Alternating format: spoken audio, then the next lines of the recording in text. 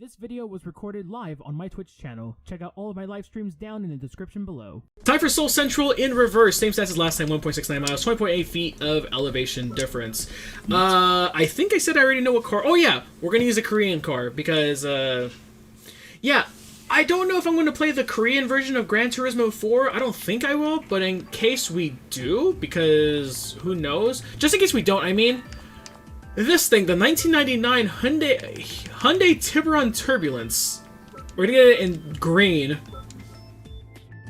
That car looks so odd, but pretty nice at the same time. The front looks weird, but I like the back. The front looks like a worse version of the Celica ST205 front. Did you ask why, Ender?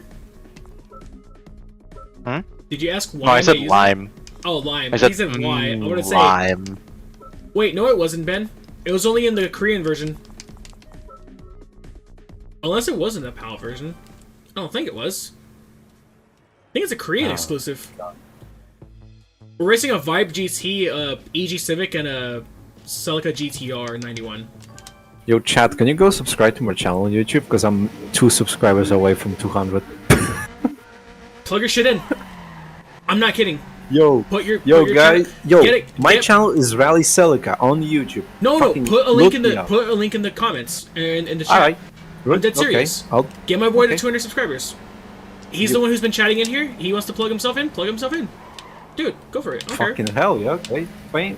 Bada bing, bada boom. There you go. Go subscribe, guys. That's who has been chatting with me these last, like, 3.5 hours. Bro, I don't even have a custom URL yet on YouTube. That's how small I am. Once you get one, it's kind of nice. So anyways, Cute Race Girl, since many people don't know. Okay, so, Cute Race Girl. I like how we're just pretty much debunking, like, myths. Like, talking about drama in the Rick Cat community, and then now just talking about old YouTube channels. Okay, so, this is like a podcast, I guess.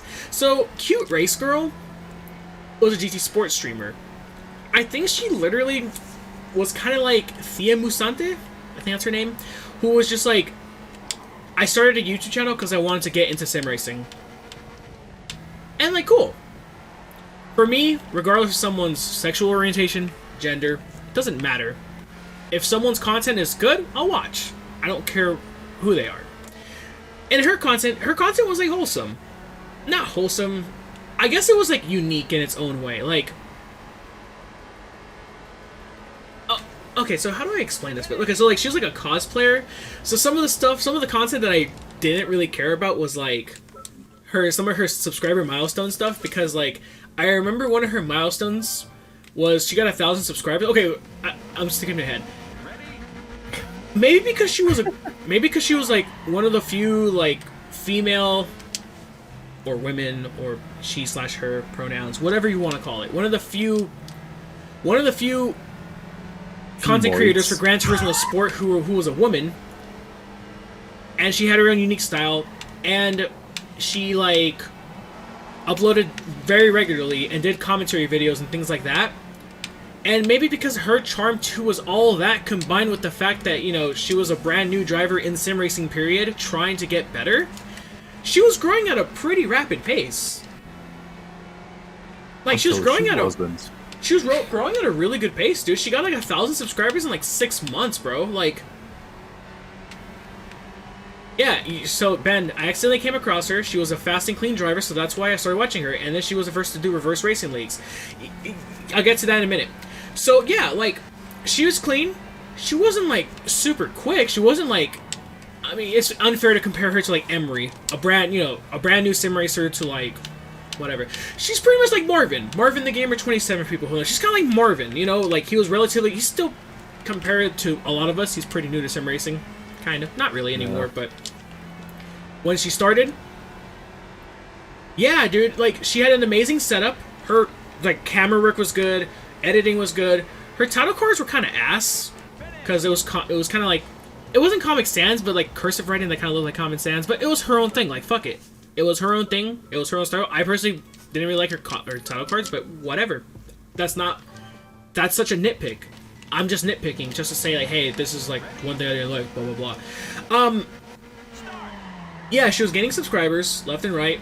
Like I said, she had really weird, like, memeable, like, subscriber milestone stuff. So, like, for example, I know in Affiliate's Discord, inside the clip section, if you use the clip bot to show off random clips, it's either like Key25 raging, or Mr. Cuts raging, or like random funny moments of people like wrecking. And then there's one in particular. Oh yeah, she did go-kart videos because she was getting into karting. And she did 360. Dude, like I said, Cute Race Girl was a... Dude, she had the potential to do something big, dude. Like, she had the potential to grow a lot. I'm not saying she was going to become like the next Jimmy Broadbent or Super GT or something, or like... maybe rival Emery in terms of, like, getting success early on or whatever the fuck. But, dude, she could have had her own, like, community. Like, her own growing, her own everything. Like, she was, like, on track to do something good, dude. Something good with her channel. And so... Again, going back to the milestone stuff. There's one video in Affiliate's Discord, if you see her. She did a 1,000 subscriber milestone video to celebrate. She did a Gran Turismo Sport... Was it like it was a Gran Turismo Sport commentary for like dailies A, B, and C, and then at the end it was like a special bonus clip of like her doing like a sexy Spider-Man dance in like a Spider-Man costume, and it was just so out of place and weird. It's not even me saying that because like, oh, I don't find it attractive. No, it was just like, this is just such a weird juxtaposition of two totally different things that don't really go well together. Like, if you want to do like, all right, girl, you want to do like sexy dances? Cool, fine. Maybe have it as a separate video? It doesn't really fit with a Gran Turismo video, but that's like such a nitpick. Combine that shit. Unlimited power. But yeah, what Ben said. She was hitting milestones quickly, and she could have turned YouTube into a full-time job. The downfall happens with this.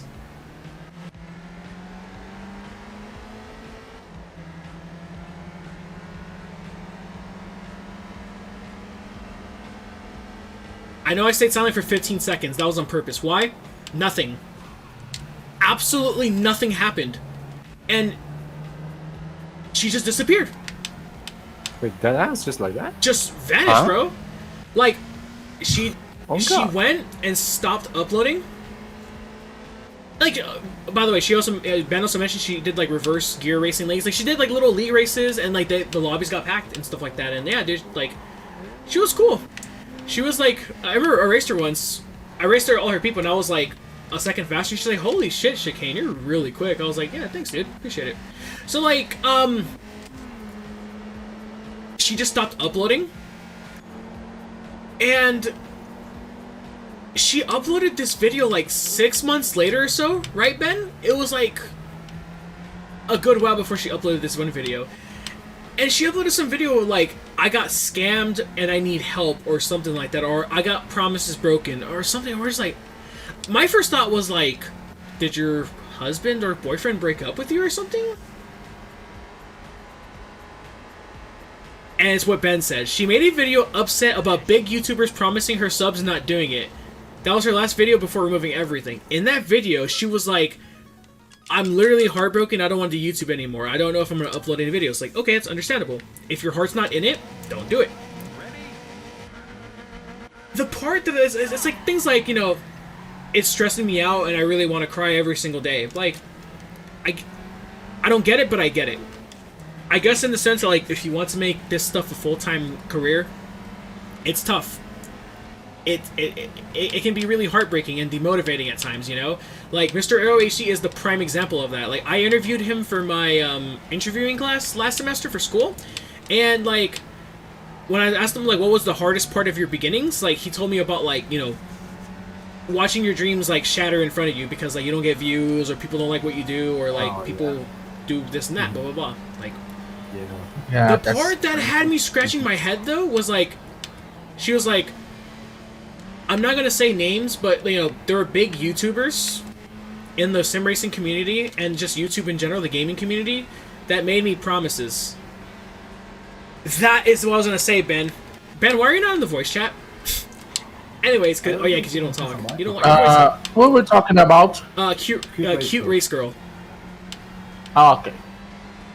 She said it wasn't even 10,000. She said she spent like 30,000 on her whole setup, and I was like, what fucking YouTube channel would you spend $30,000 to play sim racing games? I mean, what? That's a Mr. Cut syndrome. if I ever saw one.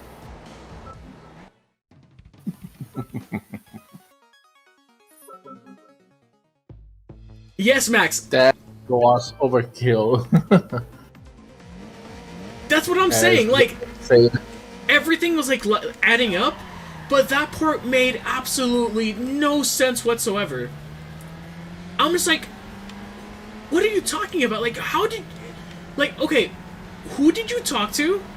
Oh yeah, we're talking about the rise and fall of Cute Race Girl.